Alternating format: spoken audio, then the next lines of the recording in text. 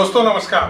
Perfect picture channel में आपका स्वागत है। जो मुख्य विधाएं जर्नलिज्म की होती हैं, फोटोग्राफी और आर्टिकल, उससे बहुत जोर से जुड़े रहे, लेकिन ये जर्नलिस्ट थे नहीं। जर्नलिज्म का शौक और जर्नलिज्म का इंटरेस्ट इनके साथ लगातार बना रहा। ये ऑफिसर थे, ये सेंट्रल पुलिस फोर्स में इंस्पेक्टर जनरल के पद से रिटायर हुए हैं। अब मैं इनके तस्वीरें आपको दिखाने जा रहा हूँ, इनके कुछ आर्टिकल दिखाऊंगा, इनकी कुछ अचीवमेंट भी आपके सामने रखूंगा। और क्यों रखता हूँ मैं ऐसा? क्योंकि मैं ये सोचता हूँ कि जो फोटोग्राफी में जिनका ब्रेड बटर है, जिनकी रोजी रोटी है, वो तो है ही, वो हमारे लिए नॉर्मल है, वो मेरी भी है और दूसरों की भी है। लेकिन जिन लोगों की का ब्रेड बटर, जिन लोगों का सर्वाइवल और किसी विभाग में है लेकिन उनको इंटरेस्ट है, तो मैं उनको ज्यादा तरजीह देने की कोशिश करता हूँ, ताकि आज के युवा इससे प्रेरित होकर के, चाहे वो किसी प्रोफेशन में जा रहे हो, इस कला की इस विधा से जुड़े रहें। तो चलिए हम बात करते हैं और सुनते हैं एमपी नथानियल साहब को, जो रिटायर हुए हैं इंस्पेक्टर जनरल ऑफ पुलिस के पद से। नथानियल साहब, पहली बार जब आपसे मुलाकात हुई तो उस वक्त आप सीआरपीएफ हेडक्वार्टर में पब्लिक रिलेशन डिपार्टमेंट में थे। उसके पहले का मैं नहीं जानता। उन दिनों आपका दायित्व होता था टेक्स्ट और फोटोग्राफ से, जो मैं आपको पहचाना, चाहे वो अपने इस संस्थान से निकलने वाली मैगजीन के लिए हो या मीडिया से इंटरेक्ट करने के लिए हो।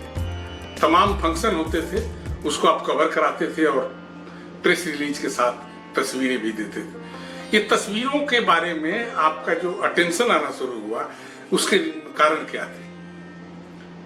ये एक्चुअली मैं पब्लिक रिलेशन में इसलिए आया क्योंकि एक एनकाउंटर में मुझे दोनों टांगों में गोलियां लग गई थी। तो उस वजह से मुझे हेडक्वार्टर में पोस्ट कर दिया गया ताकि एक्टिव ना रहूं ऑपरेशन एरिया में। मेरा क्वालिफिकेशन देख के हमारे डायरेक्टर जनरल ने बोला कि इनको पब्लिक रिलेशन में डाल दीजिएगा, क्योंकि पब्लिक रिलेशन में जरूरत भी है एक ऑफिसर की। तो क्योंकि मैं पीआर में आ गया था और हमारे एक पीआरओ थे मिस्टर सेठी, वो भी काफ़ी माहिर थे लिखने में और फोटोग्राफी वगैरह में, तो उनको देख के मुझे काफ़ी ये प्रेरणा मिली कि मैं भी फोटोग्राफी करूं और पेपर वगैरह के लिए भी लिखूं। तो उनसे ही मैंने ये ज़्यादातर सीखा, लिखना और फोटोग्राफी। जो अभी आप बता रहे थे कि मेरी क्वालिफिकेशन है या मेरे समझ को देख करके डायरेक्टर जनरल ने किया, तो विशेष क्वालिफिकेशन क्या थी? नहीं, मैंने तो बीए ऑनर्स इंग्लिश में किया हुआ था, तो इंग्लिश लिटरेचर में होने की वजह से उन्होंने सोचा कि लिखने पढ़ने के लिए, आर्टिकल्स वगैरह चेक करने के लिए ठीक रहेगा। और क्योंकि मैंने डीयू से ही किया हुआ था, तो मेरा जान पहचान भी था यहाँ पे दिल्ली में, इसी कारण मेरे को फिर पब्लिक रिलेशन में लगाया गया। तो ये फोटोग्राफ जो टेक्स्ट के साथ जाती है, चाहे वो प्रेस रिलीज के रूप में मानिए या विद इन ऑर्गेनाइजेशन जो आप तैयारियां करते थे मैगजीन को लेकर, या आपके अपने आर्टिकल के साथ जो पिक्चर थी, उसकी भी व्यवस्था जरूर करते होंगे कि इमेज मिल जाए तो अच्छा। तो इसके पीछे क्या छुपी हुई बात है? इमेज का मामला क्या है कि फोटो बहुत जरूरी है? क्यों जरूरी है? आपको क्या समझ में आता है, ये बताना। मैंने एक डिप्लोमा कोर्स किया, पीआर में आया था, तो जर्नलिज्म कोर्स में हमें यही सिखाया गया, फोटोग्राफ विल टेल 1000 वर्ड्स, तो it is better to have a photograph than to have a text. तो इसलिए मुझे फिर रुचि हुआ कि फोटोग्राफ जरूरी है हर आर्टिकल के साथ, ताकि उसको हम इलस्ट्रेट कर सकें। उससे सच्चाई भी जाहिर होता है कि ये फोटोग्राफ है and this is fact and correct. कौन कौन से पब्लिकेशन हाउसेस हैं जिनमें आपकी तस्वीरें और टेक्स्ट यानी स्टोरी या आर्टिकल जो कहें आप, वो छपे हैं? उनके नाम रख दें। मैंने कई अखबारों में लिखा है। पहले तो ये था कि क्योंकि मैं सीआरपीएफ में था, गवर्नमेंट ऑफ सर्वेंट्स पे कुछ पाबंदियां हैं कि हर पेपर के लिए हर चीज़ पे लिख नहीं सकते। जो सब्जेक्ट्स केवल अलाउड हैं वो है स्पोर्ट्स और कल्चर और टूरिज्म। तो इन चीज़ों पे ही मैंने लिखना शुरू किया। और टूरिज्म में जैसे आप जानते हैं, बिना फोटोग्राफ के टूरिस्ट लोकेशन पे आर्टिकल कोई ठीक नहीं रहता। Every tourist article has to have something to illustrate that text. तो इसलिए फोटोग्राफी मैंने टूरिज्म में किया। और क्योंकि स्पोर्ट्स में भी रुचि थी और ऑल इंडिया स्पोर्ट्स में जाता रहा मैं देखने, ये पब्लिक रिलेशंस के डिपार्टमेंट की तरफ से, क्योंकि मुझे कवर करना था पब्लिसिटी के लिए all India police games, all India aquatic तो वहाँ पे भी मैं फोटोग्राफ लेता रहा स्पोर्ट्स का, और कई मेरे फोटोग्राफ अच्छे निकलने पे वो छपवाते भी रहे। और मैं हिंदुस्तान टाइम्स के लिए कई महीनों तक लिखता रहा, उनके संडे मैगजीन सेक्शन के लिए। जैसे किसी को इंटरव्यू किया, जैसे पीटी उषा का मैंने इंटरव्यू किया, खजान सिंह का इंटरव्यू किया, वलसम्मा का और शाइनी अब्राहम, इन सब का मैंने इंटरव्यू किया था। तो इनका फोटोग्राफ भी मैंने खुद लिया नेहरू स्टेडियम में जाके, और वही फोटोग्राफ छपे हैं उन आर्टिकल्स के साथ। तो यही कारण था कि मुझे फोटोग्राफी में रुचि आ गई, और अपने आर्टिकल्स के साथ अपने ही फोटोग्राफ देना मैं ज़्यादा पसंद करता था। टूरिज्म में क्या क्या कवर किया? टूरिज्म मैंने जहाँ पे मैं गया हूँ हमेशा आर्टिकल लिखा है। जैसे बस्तर पे मैं लिखा था, that was half page Hindu, half page का फुल पेज था तकरीबन, एक आर्टिकल हिंदू के संडे मैगजीन सेक्शन में छपा था। तो उसमें भी कई फोटोग्राफ थे, और हितवाड़ा जैसे पेपर है वो लोग तो 15-20 फोटोग्राफ यूज कर लेते हैं एक ही आर्टिकल के साथ, फुल पेज आर्टिकल होता है। और ट्रिब्यून के लिए भी मैं उनके संडे मैगजीन सेक्शन के लिए काफ़ी साल तक लिखता रहा ऑन सब्जेक्ट ऑफ टूरिज्म। ज़्यादातर तो ह्यूमन इंटरेस्ट स्टोरीज हैं, जैसे इंडिविजुअल कोई किसी इलाके में कुछ बेच रहे हैं, वहाँ की कोई खास चीज़ है, तो इंडिविजुअल के साथ वो खास चीज़ को भी फोटोग्राफ में ले आते हैं, ताकि लोगों को पता चले कि यहाँ के लोग और यहाँ के सामान ऐसे हैं करके। और उसके अलावा हिल स्टेशन है, हिल स्टेशन में भी कुछ खास है, तो उसके भी फोटोग्राफ थोड़े अच्छे लगते हैं आर्टिकल्स के साथ। रिटायरमेंट के बाद आप उस विधा को कैरी ऑन किए हुए कि आजकल फुर्सत नहीं है आपको? नहीं, वो तो एक बार फोटोग्राफी में घुस गए तो मेरे ख्याल से अंत तक हमेशा वो फोटोग्राफी में लगा ही रहेगा। तो अभी भी वो फोटोग्राफी करता हूँ, और जहाँ पे भी कुछ इंटरेस्टिंग मिल जाता है तो फोटोग्राफ वहाँ ले लेता हूँ। और ख़ासकर व्हेन आई गो आउट, कहीं बाहर जाता हूँ टूरिस्ट के हिसाब से या इवन किसी काम के विषय में, तो वहाँ पे भी मैं कुछ ना कुछ राउंड मार के उस इलाके के बारे में एक आर्टिकल लिख देता हूँ कि this is the place of tourist interest, और फोटोग्राफ के साथ वो इलस्ट्रेट हो जाता है। और थोड़ा वो बताएं जो आपका पूरा कैरियर रहा है, उसमें क्या क्या रिस्पॉन्सिबिलिटी रही है?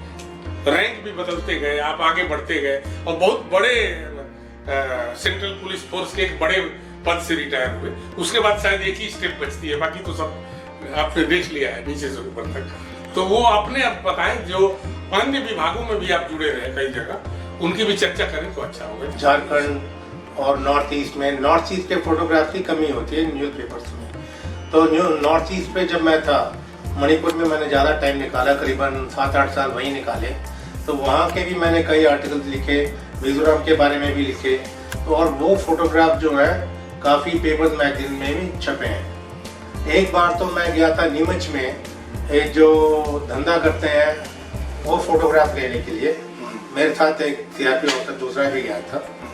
तो वहाँ क्योंकि मैं इंटरव्यू लेके आर्टिकल लिखना चाह रहा था, तो फोटोग्राफ के लिए वो मना कर रहे थे। लेकिन मैंने सोचा मेरा आर्टिकल तो बेकार रहेगा अगर मैंने फोटोग्राफ नहीं लिया तो इसीलिए मैंने उनको बोला ठीक है मैं फोटोग्राफ नहीं लेता, लेकिन कैमरा ऑन रखा। और जैसे मैं कैमरा ऑन करता तो वो छुप जाते दाने बाएं, फिर साइड से देखते हो कि मैं निकल गया हूँ कि नहीं। तो जब वो साइड से देख रहे तब मैंने एक फ़ोटो लिया, जिससे कि पूरा चेहरा नहीं था लेकिन कुछ अंश था। और वो फोटोग्राफ हिंदुस्तान टाइम्स ने काफ़ी दूसरे आर्टिकल्स के साथ भी यूज़ किया था। मेरे आर्टिकल के साथ तो यूज़ किया ही नहीं। उसके अलावा उस सब्जेक्ट से संबंधित जब भी कुछ आता है तो वही फोटोग्राफ वो ज़्यादातर यूज़ कर रहे हैं। मॉडर्न टेक्नोलॉजी आई है, इससे आप कितना अवेयर हैं?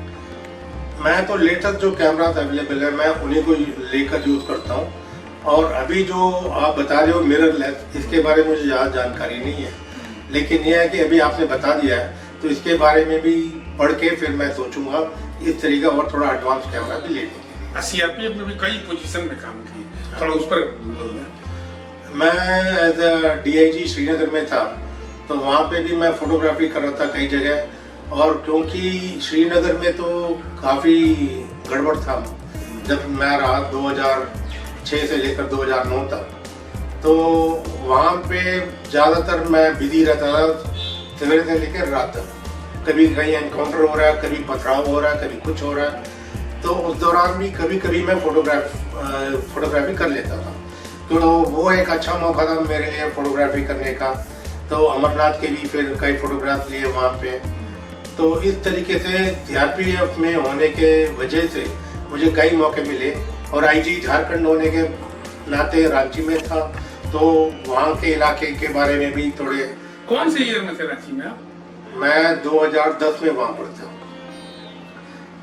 तब उससे कुछ महीनों पहले करीबन 60-70 जवान हमारे शहीद हुए थे छत्तीसगढ़ में।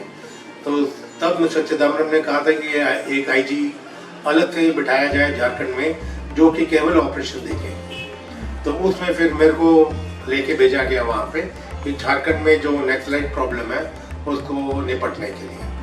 उसके अलावा जो दूसरे महकमों में आप काम किए, उनकी थोड़ी चर्चा हो जाए। मैं एनएसजी में भी था। एनएसजी में भी कई फोटोग्राफ लेने को मिले वहाँ पे मौके। वहाँ पर मैं ग्रुप कमांडर था और कमांडो ट्रेनिंग वगैरह वहाँ पे मैं इंचार्ज था देने के लिए। तो वहाँ पे भी मौका काफ़ी अच्छा था ट्रेनिंग के दौरान फोटोग्राफ लेने का। रिटायरमेंट के बाद जो अब सरकारी रिस्पॉन्सिबिलिटियाँ मिलती है, उन पर थोड़ा सा 1-2 मिनट। मैं रिटायर होने के बाद पहले तो जेपी में काम करता रहा एज अ वाइस प्रेसिडेंट। फिर वहाँ से छोड़ने के बाद फिर मैं एनसीईआरटी ज्वाइन किया, जहाँ पे मैं पब्लिक रिलेशन भी देख रहा था, पब्लिकेशन भी देख रहा था और विजिलेंट सिक्योरिटी वगैरह भी। तो वहाँ पे भी ये जिम्मेवारी काफ़ी भारी जिम्मेवारी थी और वहाँ पर मैं तकरीबन 5 साल काम कर सका था। उसके बाद फिर दिल्ली गवर्नमेंट में इन लोगों को इंक्वायरिंग ऑफिसर चाहिए थे डिपार्टमेंट इंक्वायरी कंडक्ट करने के लिए। तो मैं आजकल उन्हीं में लगा रहता हूँ और ख़ासकर एम्प्लॉयज इंश्योरेंस स्कीम कॉरपोरेशन के जो हॉस्पिटल्स हैं वहाँ पे भी कुछ इंक्वायरी वगैरह दिए जाते हैं। तो वो इंक्वायरीज के लिए मुझे बाहर भी जाना पड़ता है।